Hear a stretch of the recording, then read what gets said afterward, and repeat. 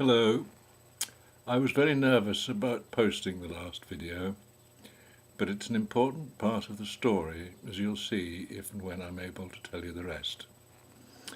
I almost pulled it before I went to bed, but decided to wait until the morning. Then I found an important comment from Negrosaurus. He said he'd always assumed that the Soviet infiltration of Western culture was just a paranoid right-wing myth. I replied that that is what the comrades wanted you to think. Whenever a comrade thinks you're catching on to his tricks, he will say you are paranoid and talk about Reds under the bed. It's Reds in the bed that worry me. I do not give a damn about Reds under it. I went on to say that I do not subscribe to the militaristic left-right of modern politics, and pointed out that there is a third way that used to be called the British democratic tradition, but the comrades have trashed it rather over the last 50 years. I'll be coming on to all this stuff once I've told my story. To continue, in January 1969, I set up an unconventional experimental practice in Notting Hill to cater for those experimenting with drugs and alternative lifestyles. Obedience to bureaucratic formalities was out of the question. The lack of permanent local addresses of my new patients gave the authorities the excuse they needed to avoid paying me. Efforts to raise funds from famous pop groups, among whom my partner was well known, proved totally futile. After 10 months, the practice had to be closed down for lack of funds. Even though no psychotropic drugs were routinely prescribed, there were so many young patients that I needed an unpaid partner and an assistant. I was forced to sell my car to finance the project.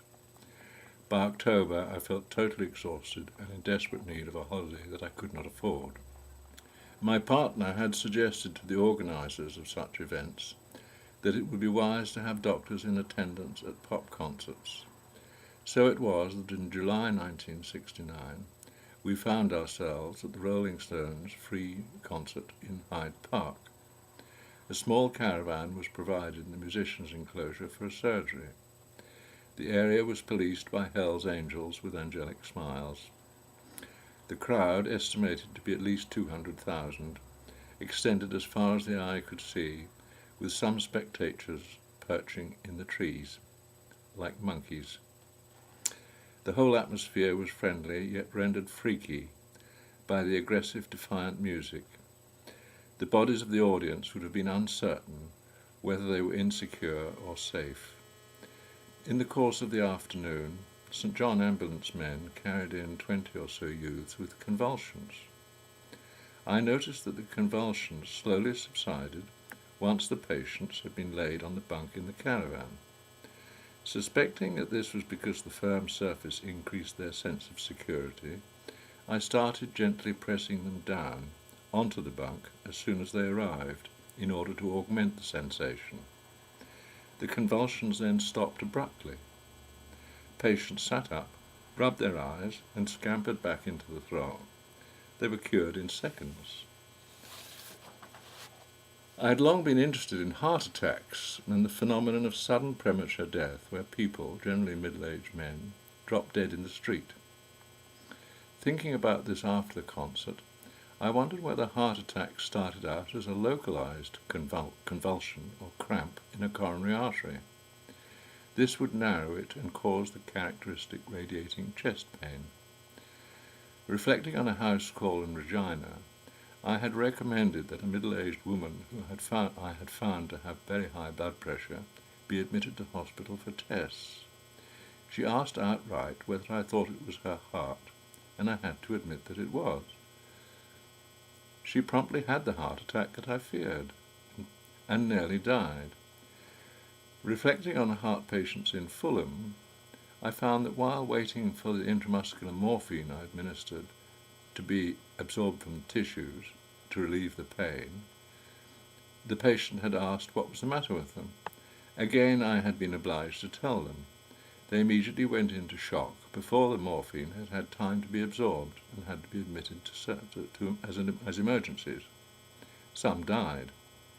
Such was the superstitious dread of ordinary people that use of the word heart attack was enough to kill. But suppose someone is struck down by sudden pain in the street, perhaps with renal colic, perhaps with a spontaneous rupture of the lung or pneumothorax, or perhaps radiating chest pain. The immediate response is alarm. People wonder what could be the matter with them. The biochemical response is for adrenaline to be released into the bloodstream. In renal colic or ruptured lung, this does not make the condition worse. But if there has been a cramp in a coronary artery, adrenaline has the effect of stimulating an already compromised heart. The result is ventricular fibrillation and sudden death. This would explain how people drop dead in the street. If a plaque of fatty degeneration had acted as a node for the convulsion in the coronary artery, then it seemed to me possible that the effect of the adrenaline would have been to cause a spasm which squeezed the plaque and ruptured it like a pustule of acne. This would account for the blocked coronary artery found at post-mortem. I had noticed at the post-mortems that formed part of the medical course at university that the blockage was always cream-coloured rather than red. The blockage was not caused by a blood clot, but by a ruptured plaque of fatty degeneration. I decided to abandon all further work on the drug scene.